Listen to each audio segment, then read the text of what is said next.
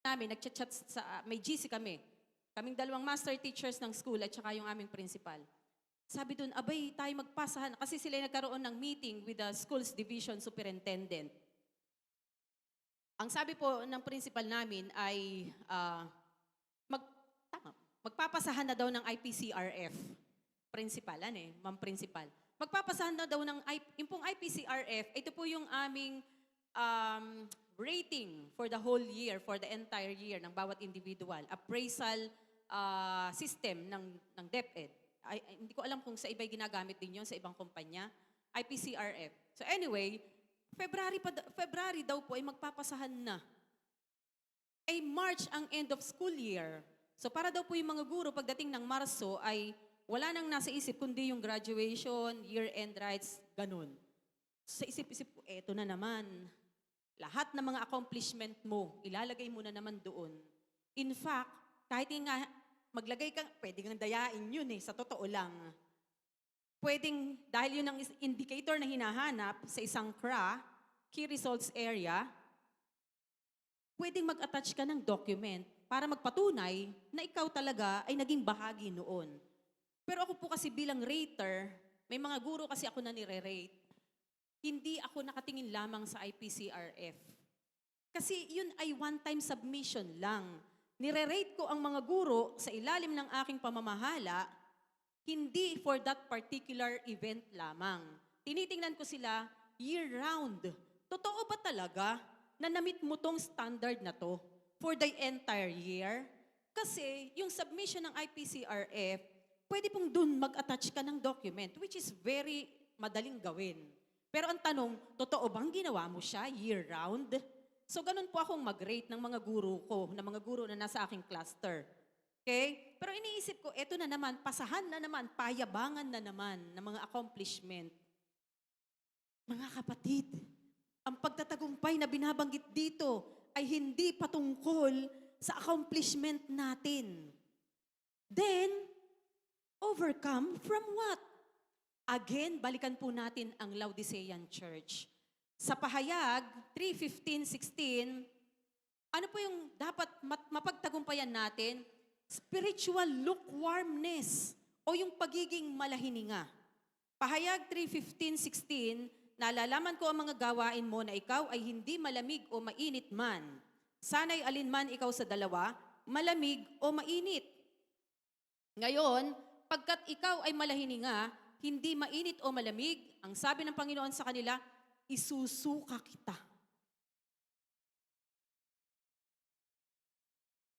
Meron po akong inihanda dyan na mapa ng Laodicea. Tingnan po natin yung mapa ng Laodicea. Kung mapapansin po ninyo, sa kabilang bahagi, kaliwang bahagi ng Laodicea ay Hierapolis. Sa kanang bahagi, Colossae. Okay? Hierapolis. Ito pong Laodicea ay may problema sa tubig. Kasi yung isang lungsod sa kanilang kaliwang bahagi nakikita natin, yung pong Hierapolis ay maraming hot spring. Ito po ay nagagamit nila sa mga sakit, pagpapagaling. Samantalang yung katabing lungsod sa kanan, Colossae, marami naman po dito na mga, cold spring. Malamig ang tubig.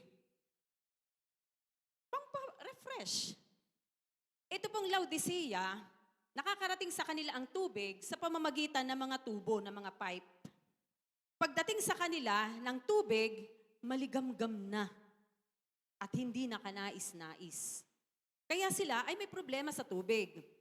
Kaya ang sabi ng Panginoon sa kanila, sana man lang isa ka sa dalawa, mainit o malamig, para ikay may pakinabang.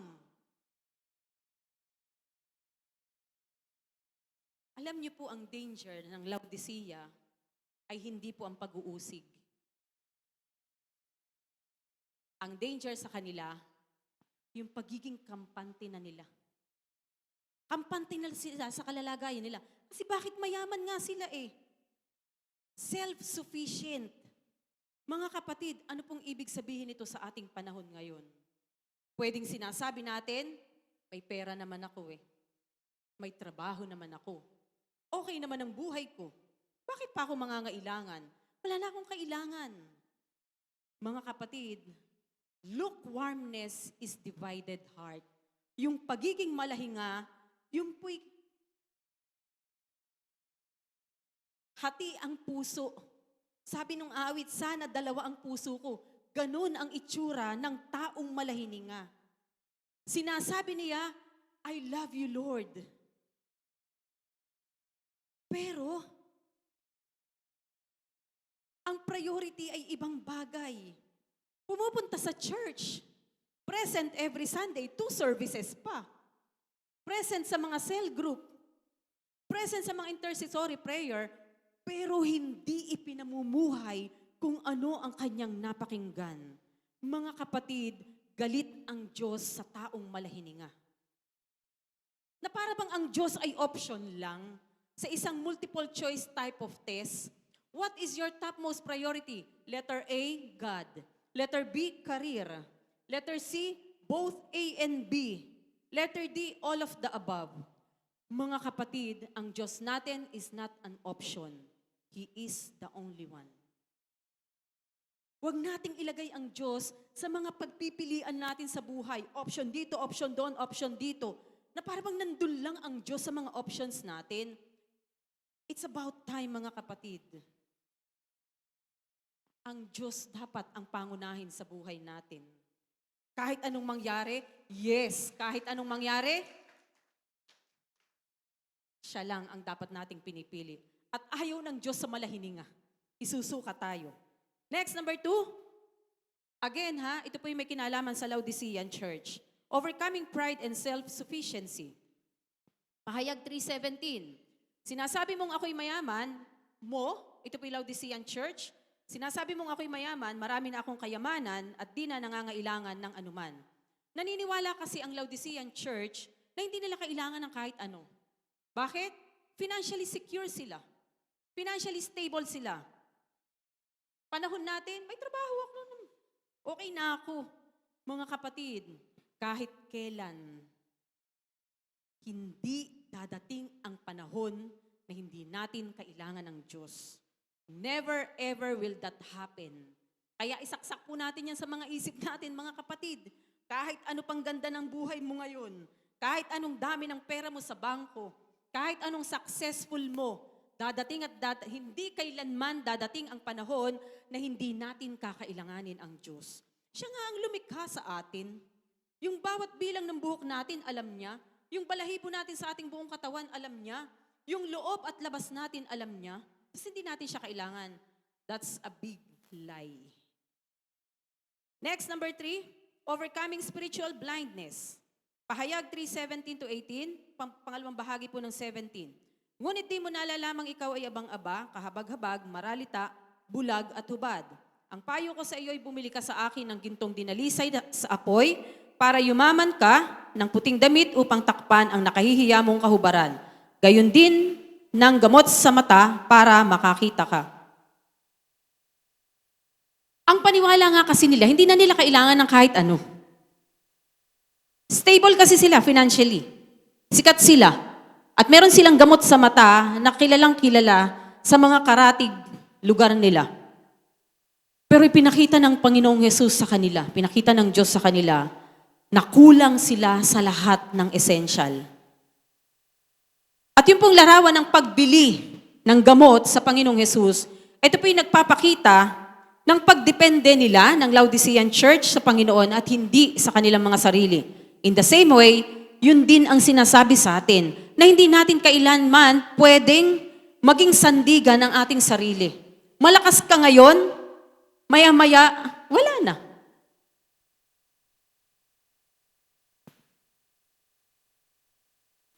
Ako'y magdadalawang linggo actually, 2 linggo na ako ngayon ganito. Few days ago, tuyong-tuyo yung lalamunan ko, gabi.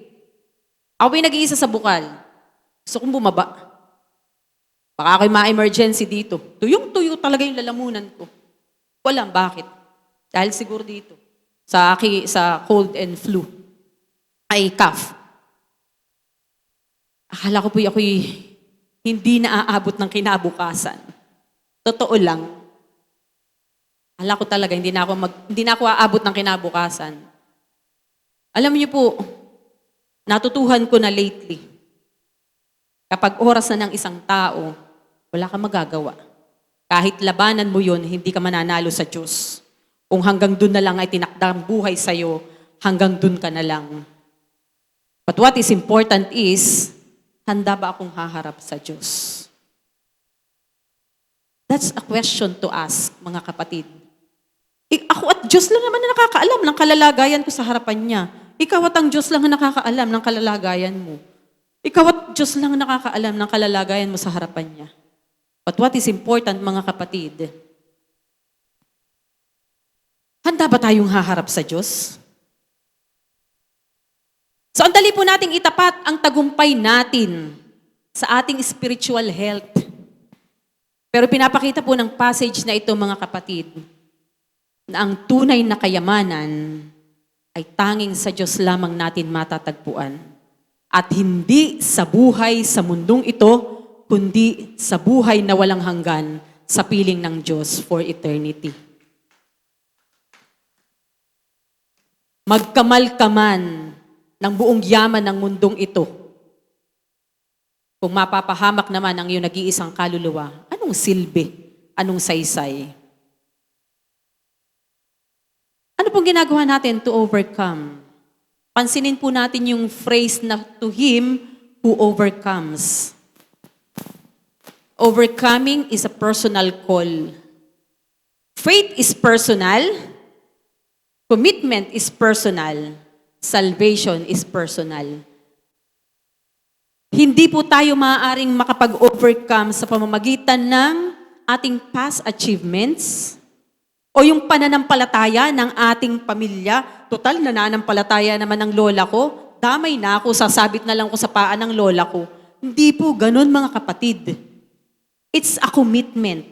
Mag-overcome lamang tayo, mga kapatid. Magtatagumpay lamang tayo kung araw-araw nating pipiliin ang Diyos. Kung araw-araw nating pipiliin ang Panginoong Jesus. Maraming kaabalahan. Ito po yung napatunayan ko lately. Ang kaaway, base sa aking experience, ang ginagawang paraan ng kaaway sa akin ay yung mga kaabalahan outside church. Minsan, ginajustify ko pa, bigay naman ng Lord tong trabaho ko eh. So, dapat pagyamanin ko to. Pero hindi ko namamalayan, yun pala ang ginagawang daan ng kaaway para mabaling ang aking atensyon. Mga kapatid, maging maingat po tayo at mapagmasid. Baka akala natin ay ginagawa pa natin sa Diyos yung bagay na yun. Yung pala tayo malayong-malayo na. Sabi ni Paul, if you think you're standing firm, be careful that you don't fall. Mag-ingat po tayo. Magtatagumpay lang tayo, araw-araw nating pipiliin ang Diyos. Araw-araw tayong susunod sa Kanya, araw-araw tayong magiging dependent sa Kanya. Hindi naman natin kaya talaga, sa totoo lang. Pero salamat, sapat ang tulong ng Diyos para tayo ay magtagumpay. Hindi tayo nagtatagumpay kasi bakit? Hindi tayo humihingi ng tulong. Hindi tayo iniwang luhaan ng Panginoong Jesus. Bago siya umakyat sa langit, ang pangako niya, mag-iiwan ako ng isang comforter ninyo. At yun ay walang iba kundi ang Holy Spirit. Mga kapatid, Holy Spirit is within us. Hindi tayo nagtatagumpay kasi hindi tayo humihingi ng tulong sa banal na Espiritu. Kaya ko to. Grace. Salamat. Strong ang self mo. Hindi po ganun, mga kapatid. Hindi natin kaya. Ang Diyos lamang ang may kakayahan. 1 John 5:4, at nagtatagumpay tayo sa sanlibutan sa pamagitan ng ating pananampalataya. Sa isang marathon, lahat po ng mananakbo ay nagsisimula ng sabay-sabay. Nakakita ba kayo ng marathon na meron nandun nasa kabilang kanto na? Wala. Sabay-sabay sila. Pero mga kapatid, yun lamang nagtitiis ang nakakarating ng finish line. Ang Christianity po, mga kapatid, is not a sprint. Hindi to sprint o yung bang short distance race. Ang pagiging Kristiyano po natin is a lifelong race. Habang buhay na takbuhin ito, mga kapatid. Hindi ito maikli ang takbuhin lamang. Okay? So ituloy po natin. Pangalawang bahagi ng 21, bibigyan ko ng karapatan na maupong kasama ko sa aking trono. This is exalted position, pagtataas ng Diyos. 2 Timothy 2:12, kung kayo'y makapagtiis, maghahari rin kayong kasama niya. Efeso 2:6, binuhay tayo ng Diyos na kalakip ni Kristo at pinaupong kasama niya sa sangkalangitan. And, pangatlong bahagi ng 21, tulad ng aking pagtatagumpay. Ang Panginoong Jesus ang ating modelo. He led by example. Tayo mga sundalo niya, siya ang ating commander, naturalmente, siya ang ating dapat pinanunundan.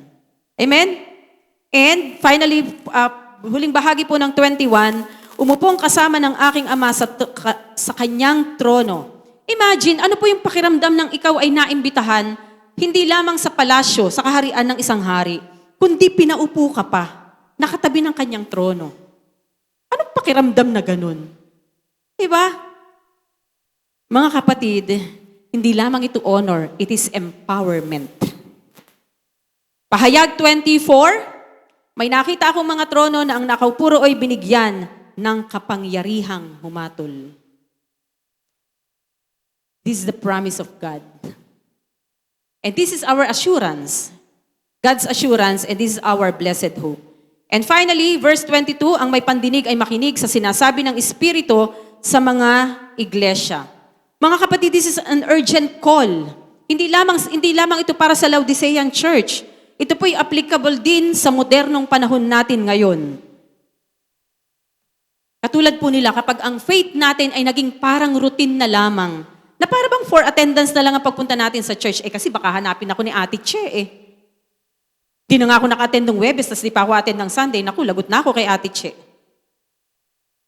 Okay, baka hanapin ako ni Pastor Boy, Pastor Ed. Wag na, attend na nga lang ako para wala na masyadong maraming usapan. Mga kapatid, alam po natin ang ating kalalagayan sa harapan ng Diyos. Huwag na tayo magsinungaling. Pero kapag dumating na yung faith natin sa ganun, for attendance na lamang, katulad po ng mga mag-aaral, ako po may nakausap na ilang mga estudyante namin. Kapag nag-announce na walang klase, papasok pa rin. May bagyo, sinabi na walang pasok, nandun pa rin. Nung minsan, tinanong ko po yung aming mga senior high school students, ay bakit kayo nandito pa? Bakit kayo nandito pa? Ay nag-announce na nga na walang pasok. Ma'am, sayang po ang baon.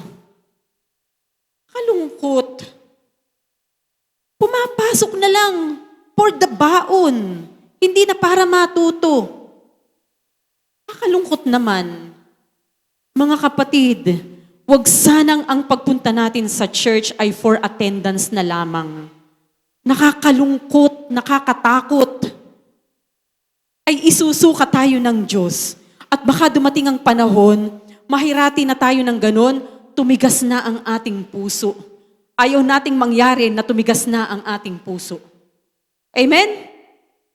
Pangatlong tanong, bakit mahalagang manatiling tapat ang mga mananampalataya sa komportable at kompromisong mundo? Why is it important for believers to remain faithful in a comfortable and compromised world? Sabi po ni Pablo, sa kanyang sulat sa mga Kristiyano sa Korinto, Kabanatang 9, talatang 24 at 25. Sa takbuhan ay marami ang tumatakbo, ngunit iisa ang nagkakamit ng gantimpala. Kaya pagbutihin ninyo ang pagtakbo para magkamit kayo ng gantimpala. 25, lahat ng sumasali sa paligsahan ay napapailalim sa mahigpit na pagsasanay. Ginagawa nila ito para sa koronang pansamantala, ngunit gumagawa tayo para sa koronang pangwalang hanggan. Meron po akong gustong i-share sa inyo na short video clip lang naman. At dito po ako magtatapos. Panoorin po natin.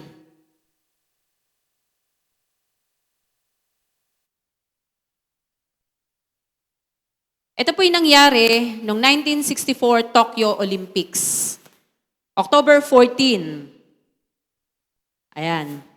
Isa pong runner mula sa Ceylon, ngayon po ay Sri Lanka, ang nakilala bilang si Uniform Number 67. Hanapin niyo, ayan siya.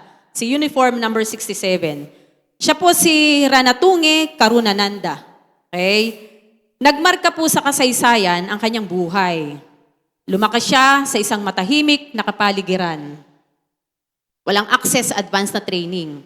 Walang sponsors. Pero, ang meron po siya, puso at determinasyon sa kanyang bawat ginagawa. Ayan, siya yan, nag-iisang tumatakbo. So meron siyang puso at determinasyon sa kanyang bawat ginagawa. Hindi lamang po siya actually isang athlete, kundi isang corporal sa Sri Lanka Army during that time. And against all odds, nag-qualify siya bilang representative ng kanilang bansa dyan nga sa 1964 Tokyo Olympics with 75,000 spectators. 75,000 na katao ang laman po ng Japan National Stadium para manood ng 10,000 meters o 10K run, 10-kilometer run. Okay? Ayan. So, at meron pong 38 contestants mula sa iba't ibang bansa during that time. Si Karuna Nanda ay nagkasakit po ng isang linggo bago ang laban. So, pero sa kabila ng kanyang sitwasyon, nag-decide pa rin siya na tatakbo pa rin siya. Kasi, alam niya, kumaga, ang nag-drive sa kanya is the sense of duty sa kanyang bansa. Kasi maliwanag sa kanya na malaki po ang ginastos, malaki ang puhunan ng Sri Lanka, and that time ay Ceylon, sa kanya para maipadala siya sa Tokyo for that particular event. So, kaso, sa pasimula pa lang, nahihirapan na to si Karuna Nanda. Kasi nga, galing siya sa pagkakasakit. At halos sa gitna po ng takbuhan, ay meron ng siyam na mga mananakbo ang tumigil na. Hindi na sila nagtuloy, hindi na nila tinapos yung takbuhin. So habang si top runner, nakita nyo kanina, ngiting-ngiti, habang si top runner ay patuloy sa kanyang pagtakbo at umuungos na sa lahat, si Karuna Nanda sa kabilang dako ay pagod na hirap na hirap. So naiwan na po siya ng marami. And eventually, nakita nyo, yan po yung official clip from 1964 Tokyo Olympics. So naiwan na siya ng marami and eventually, mag-isa na lang siyang tumatakbo. Ayan nga. So officially, in-announce na po, tapos na ang takbuhan. Pinagdiwang na kung sino yung nanalo. Pero, si Karuna Nanda ay tumatakbo pa rin. Ano yun, nag-iisahan eh. Tumatakbo pa rin siya. Nagtaka po yung maraming tao. Nagkaroon ng kalituhan. Bakit tumatakbo pa siya? Eh, may in-announce na. May dineklara ng winner. Takbo pa rin siya. May mga tumatawa, nagbubu, bu, bu, bu. Pero, di po siya natitinag. Si Karuna Nanda ay tuloy lang sa kanyang pagtakbo. Kitang-kita sa kanyang tsura, yung matinding pagod at hirap. Para tapusin yung race. Kaya yung pong confusion, napalitan ng admiration. At yung mga tawanan at yung mga pagbu ay napalitan ng pagpalakpak at pag-cheer kay Karuna Nanda na tapusin yung takbuhin.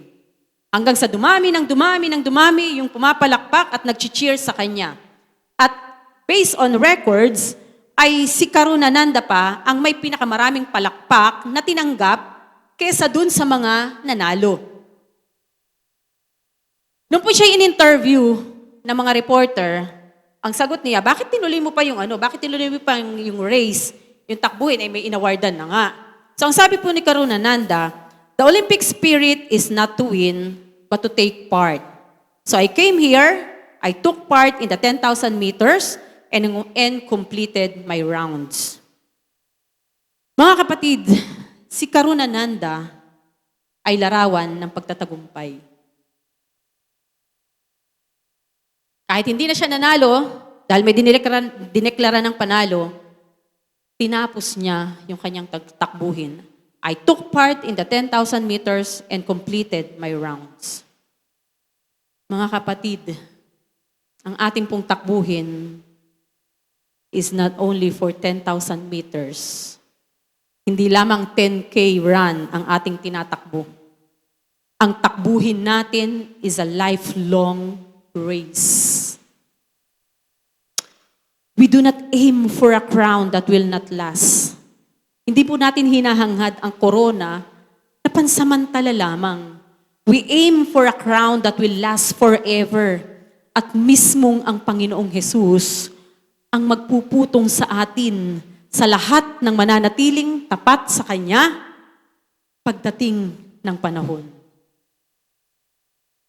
Malinaw po kay Karunananda, kaya pinilit niyang tumayo at tumakbo pa rin sa kabila ng mahina ang kanyang katawan. Malinaw sa kanya, malaki ang puhunan ng bansang Sri Lanka para siya ay dalahin doon sa Tokyo Olympics na yon. Mga kapatid, hindi po basta-basta ang puhunan ng Diyos sa bawat isa sa atin upang ikaw at ako ay makasama at magtagumpay sa takbuhin. Dugo ng Panginoong Hesus ang naging puhunan ng Ama. Ang kaisa-isa niyang bugtong na anak na si Jesus, isinugo niya upang ikaw at ako ay makasali sa takbuhin. Along the way, si Karunananda ay meron pong mga naririnig na mga pagbati ko sa kanya. In the same way sa panahon natin ngayon, mga kapatid. Iba't iba po ang pinagdadaanan natin. Meron tayong maririnig na mga pagtuligsa, pero huwag tayong matinag. Kasi habang tayo'y tumatakbo sa ating takbuhin, there are clouds of witnesses watching over us. Yung pong mga saints, yung mga naligtas, kasama ng Panginoon ngayon, kasama ng Diyos, lahat po sila'y nakatanaw sa atin, cheering on us, rooting for us. Na bagamat tayo'y dumadaan sa hirap, mga kapatid, nag-cheer sila sa atin. And they're praying for us right now. At ang higit sa lahat, mga kapatid, pagdating natin sa dulo, nandun ang Panginoong Jesus to welcome us. Welcome, my good and faithful servant. Hindi lamang para tayo ay sumama sa Kanya for salvation in eternity, mga kapatid, kundi tayo ay kasama niya na maghari for eternity. And this is the reason why kailangan natin ang bawat isa, mga kapatid. Kailangan natin ng support system. Huwag tayong mahihiya na sabihin, pumili tayo ng mga kasamahan natin na tayo'y kampante na ibalandra ang buhay natin sa kanila and they're going to pray for us. And we're going to pray for you. Mga kapatid, ang buhay natin dito, ang takbuhin natin is lifelong, habang buhay. Along the way, sure enough, may mga pagdadaanan tayo. Pero ang mahalaga, kasama natin ang Diyos. At may mga tao na nagmamahal sa atin upang tayo ay samahan at ipanalangin. Let us continue to race, to run the race. And this is our prayer, mga kapatid, that we will partake in that future activity in heaven. Hallelujah. Tayo pong lahat ay tumayo. Hindi po madali ang pwede nating pagdaanan o mga pinagdadaanan natin ngayon. Pero we have all the means, mga kapatid, para po tayo ay magtagumpay sa mundong ito. Ama naming nasa langit, Diyos na makapangyarihan, sa oras na ito, Panginoon, kami pinagpapasalamat sa iyo sa pagpapaalala sa aming pag-asa at pagtawag mo, Panginoon. Salamat sapagkat sa pamagitan po ng tagumpay ng aming Panginoong Jesus, hindi mo lamang kami binigyan ng buhay na pag-asa ng kaligtasan. Binigyan mo rin kami ng pangako na maging kabahagi ng iyong paghahari for eternity. Sinusuko po namin sa iyo ang aming mga puso, ang aming mga buhay, ang aming mga pasya, Panginoon. Tulungan mo kami na lagi kang piliin araw-araw sa kabila na magulong mundong aming ginagalawan. Tulungan mo kami, Panginoon, na lagi pong pumunta sa mga lugar kung saan nahahayag ang iyong mga salita. Tulungan mo kami, O Diyos, na laging sundin ang iyong kalooban. Tulungan mo kami, Panginoon, na mapagtagumpayan namin ang mundong ito, O Diyos. Balutin mo kami ng iyong pagtsatsaga, maging ng kababaang loob sa amin, Panginoon. At tulungan mo kami, O Diyos, na sa tuwina, sa iyo kami kumapit, Panginoon.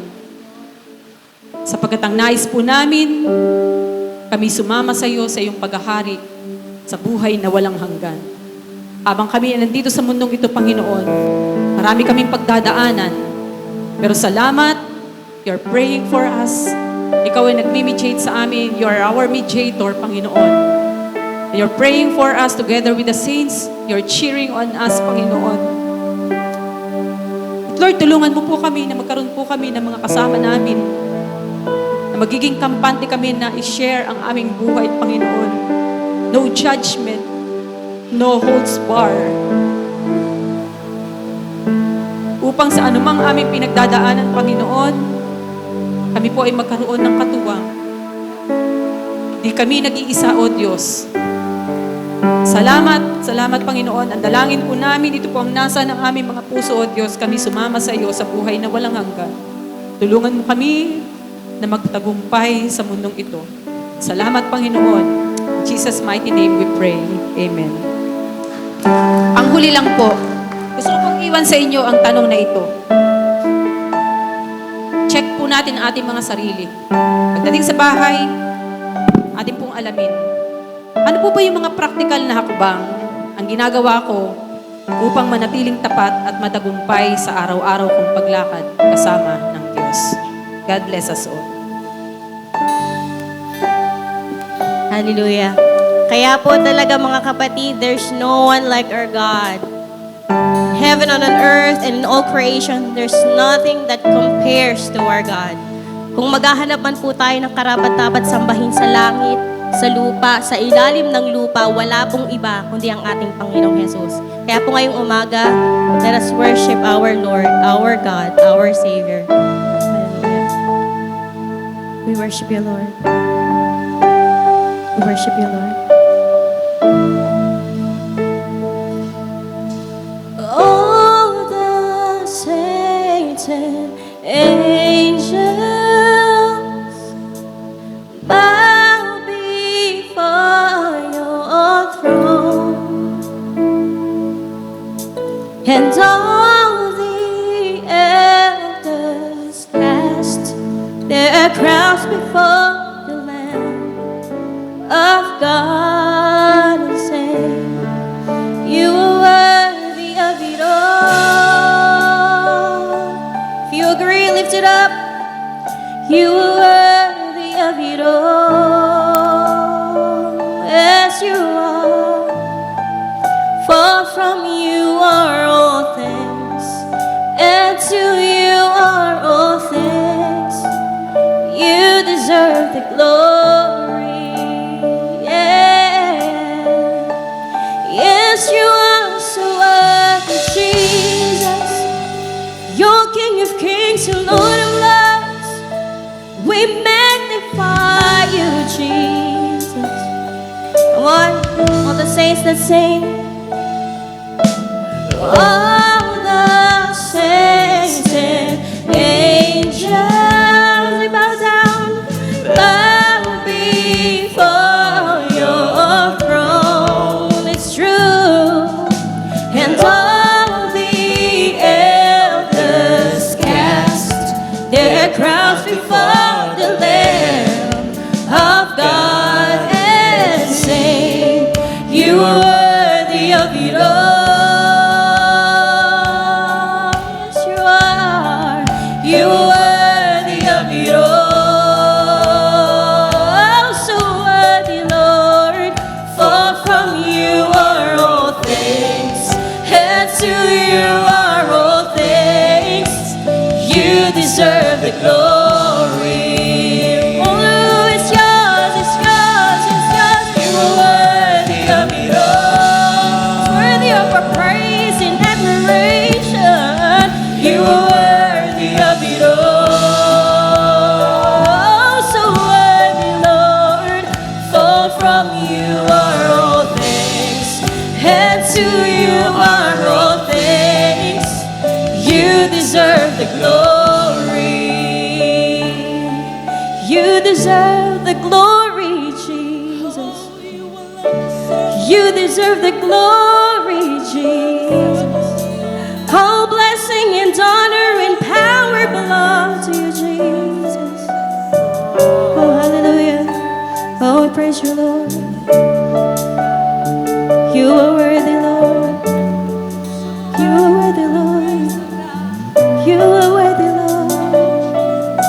Tayo po ay dadako sa ating pagkakaloob sa ating Panginoon. Tayo po ay magkaloob ng may galak sa ating puso.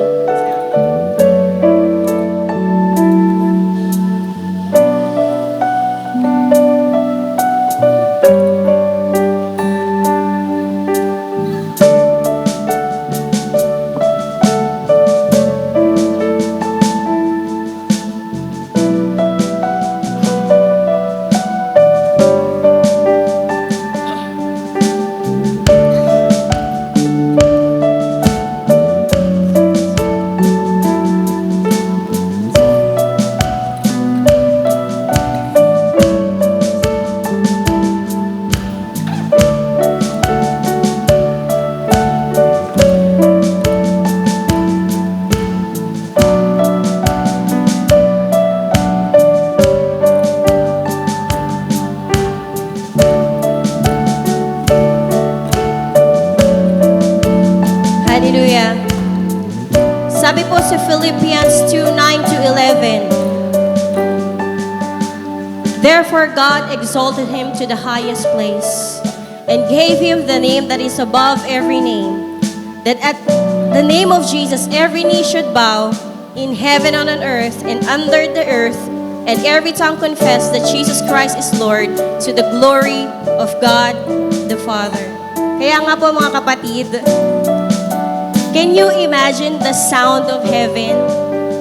Where every nation, every tribe, every tongue, every color of the skin, together, day and night, they never stop singing, Holy, holy, holy is the Lord God Almighty, who was, who is, and is to come. Hindi po ba tayo na-excite? That's what heaven looks like. Kaya po ngayong umaga, together, all together, let's join the heavens and the earth in worshiping and praising the Lord. Let's sing, church, day and night. Hallelujah. Oh, we praise you, Lord. Sing. Day and night, night and day, let incense arise. Day and night, night and day, let incense arise. Day and night, night and day, let incense arise. To you, Jesus. Day and night, night and day, let incense arise. We worship you, Lord. Day and night, night and day, let incense arise. We honor you, Jesus. Day and night, night and day, You let deserve the incense glory, arise. Jesus. Day and night, night and day, let incense arise. Day and night, night and day.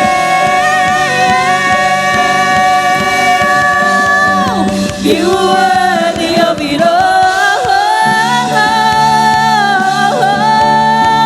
You are worthy of it all. Yes, you are. Yes, so worthy, Jesus. For from you are all things, Yes. and to you are all things. You deserve the glory. Glory is yours. It's yours. You are worthy of it all. Yes, you are. You are worthy of it all. You are worthy, Lord. For from you are all things, and to you are all things. For from you are all things, Yes. and to you Come on, are all sing. things.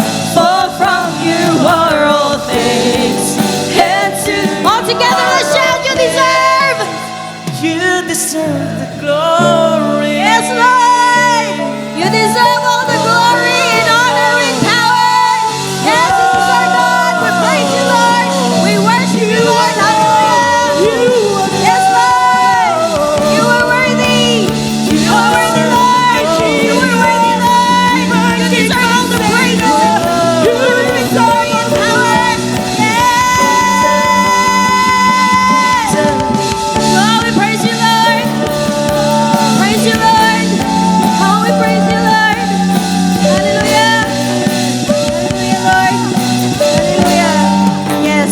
God.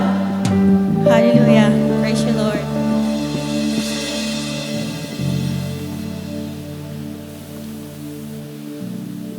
Dako po tayo sa ating communion. Lahat po ba ay nakatanggap na ng communion elements? Meron na po ba lahat? Okay. 1 Corinthians chapter 11 verse 27, ito po ang sabi, "Kaya ang sino mang kumakain ng tinapay at umiinom sa kopa ng Panginoon sa paraang di nararapat ay nagkakasala sa katawan at dugo ng Panginoon. Kaya't dapat siyasatin ng tao ang kanyang sarili bago siya kumain ng tinapay at uminom sa kopa. Sapagkat ang sino mang kumakain at umiinom nang hindi kinikilala ang kahalagahan ng katawan ng Panginoon ay kumakain at umiinom ng kahatulan labang sa kanyang sarili." Panginoon, ngayong umaga kami ay lumalapit sa iyo. Batid mo ang aming puso, ang aming isipan at lahat ng aming ginagawa. Lahat ng ito ay hayag sa iyong harapan. Kami po ay iyong patawarin, O Diyos, sa mga bagay na aming nasambit, nagawa, laban sa aming mga mahal sa buhay, sa mga kaibigan namin, sa lahat ng mga taong nakapaligid sa amin na na-offend namin, Panginoon. Lord, kami humihingi ng patawad sa iyo ngayong umaga upang kami maging karapat-dapat na makibahagi sa iyong hapag na ito. Itaas po natin ang tinapay. Sapagkat ito ang turo na tinanggap ko mula sa Panginoon at ibinibigay ko naman sa inyo. Noong gabing siya'y pinagkanulo, ang Panginoong Hesus ay dumampot ng tinapay, nagpasalamat at pinagpirapira sa iyon at sinabi, "Ito ang aking katawan na inihahandog para sa inyo. Gawin ninyo ito bilang pag-alaala sa akin." Sabay-sabay po natin kainin ng tinapay.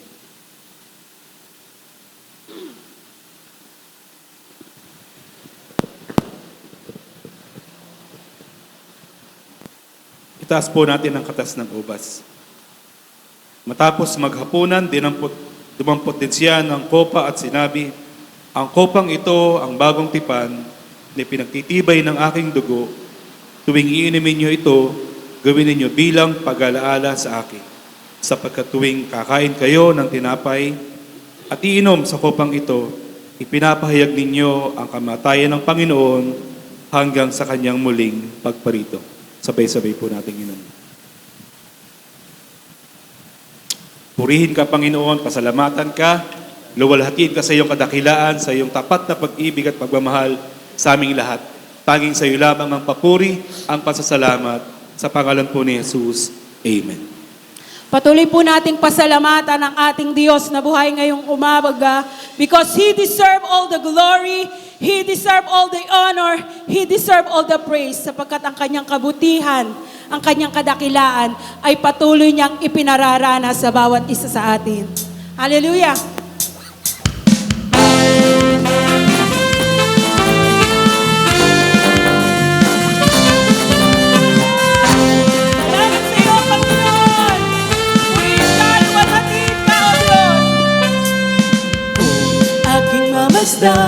Ang kalawakan, hindi ko maunawaan ang iyong dahilan kung bakit ako'y pinili mo tinalagaan.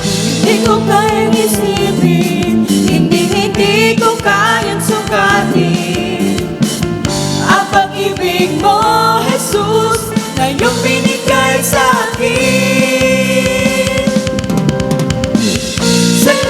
Salamat, oh Jesus, sa pag-ibig mo. Walang ibang nagmahal sa akin na patulad mo. Salamat, oh Jesus, sa pag-ibig mo. Ako'y magsasaya sa piling mo.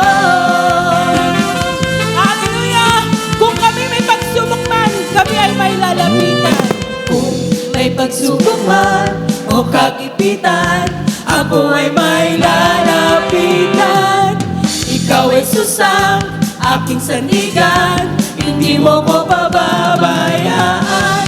Hindi ko kayang isipin, hindi ko kayang sukatin ang pag-ibig mo, Jesus. Ang pag-ibig mo, Jesus, na iyong binigay sa akin.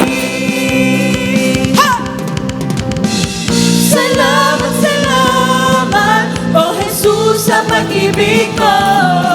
Walang ibang nagmahal sa akin na katulad mo. Salamat, salamat, oh Jesus, sa pag-ibig mo. Ako'y magsasaya sa piling mo. Buhay ko nang purihin ka, buhay ko nang sa'yo'y sumamba. Wala nang ibang nanaisip pa, kundi pasalamatan ka. Buhay ko nang purihin ka, buhay ko nang sa'yo'y sumamba. Wala nang ibang nanaisip pa, kundi pasalamatan ka. Buhay ko nang purihin ka, buhay ko nang sa'yo'y sumamba. Wala nang ibang nanaisip pa, kundi pasalamatan ka. Salamat, salamat, oh Jesus, sa pag-ibig mo. Walang ibang nagmahal sa akin na katulad mo. Salamat, salamat, oh Jesus, sa pag-ibig mo. Ako'y magsasaya sa piling mo. Ako'y magsasaya sa piling mo. Hallelujah! Ako'y magsasaya sa piling mo. Hallelujah! Salamat sa iyong Panginoon! Salamat sa iyong kabutihan, O Diyos! Sa iyong piling may kagalakan, may kalakasan at kapayapaan. Hallelujah! Thank you, Lord! Woo!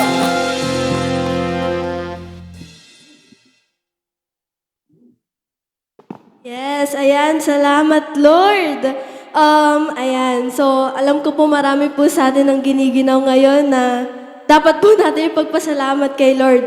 Pero meron pa po tayong ipagpapasalamat kay Lord dahil meron na po tayong pambili ng ikatlong aircon natin. So, ayan. Palakpakan naman po natin ang Panginoon. At kaunti na lang ay mabubuo na natin ang pambili ng pang-apat na aircon. So, inihikayat po namin ng lahat na makapagbigay po sa ating Cool to Give kung kayo po ay hinihikayat ng Lord.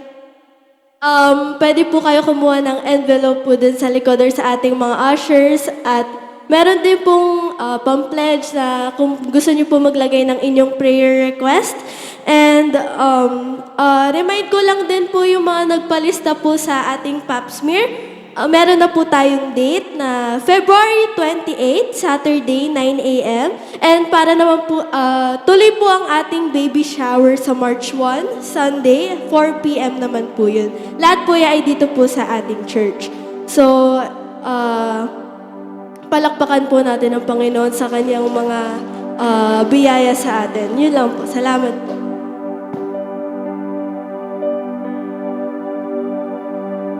Amen. Purihin ang Diyos. Pasalamatan natin ating Panginoon. Dakilang Diyos, aming amang makapangyarihan sa umagang ito. Salamat sa pagbibigay mong pagkakataon na ikaw ay aming sambahin. Pasalamatan, purihin o Diyos. Sa kabila ng Panginoon ang aming mga pagkukulang. Ikaw ang Diyos na tapat ng iyong mga pangako. May mga problema at mga pagsubok kami nararanasan. Mga kabiguan, Panginoon. Pangako mo o Diyos, hindi ito maikukumpara sa kaluwalhatiang inihanda mo sa amin balang araw. Kaya salamat sa mensahe mo, Panginoon, na ito'y nagbigay sa amin ng kaliwanagan na ipaglaban namin ang aming pananampalataya pagkat hindi lamang mga bagay ang binigay mo sa amin, kundi buhay ng Panginoong Jesucristo. Kanyang dugo ay natigis upang kami, Lord, ay maging karapat-dapat sa iyong harapan. Kaya salamat po, Ama, sa umagang ito, sa pagmamahal. Salamat sa biyaya at habag mo sa bawat isa sa amin. Salamat sa banal na Espiritu na siyang lakas namin. Siyang gabay namin upang kami magtagumpay. Kaya tulungan mo kami, O Diyos, na kami makapanatili sa iyo, na ikaw ang maging pangunahin sa aming mga buhay. Ang mga bagay dito sa mundo, Panginoon, ay pansamantala lamang. Salamat na ito'y pinaunawa mo sa amin, Panginoon. Maraming salamat sa umagang ito, maging sa mga nagkaloob, O Diyos, ng mga anak mo. Lord, patuloy mo silang pagpalain at patuloy na pagtibayin ng kanilang pananampalataya. Patuloy na bigyan po sila ng kalusugan, hanap buhay, at higit sa lahat, Panginoon, ang kapayapaan na nagmumula sa iyo. Salamat po, Ama, purihin ka maging sa paglabas namin ng bahay-sambahan na ito, O Diyos. Patuloy mo kaming gabayan. Patuloy na bigyan mo kami ng lakas upang kami magtagumpay. Purihin ka, O Diyos, dakilain ka. Itong aming dalangin sa mga pangyarihang pangalan ni Jesus. Amen.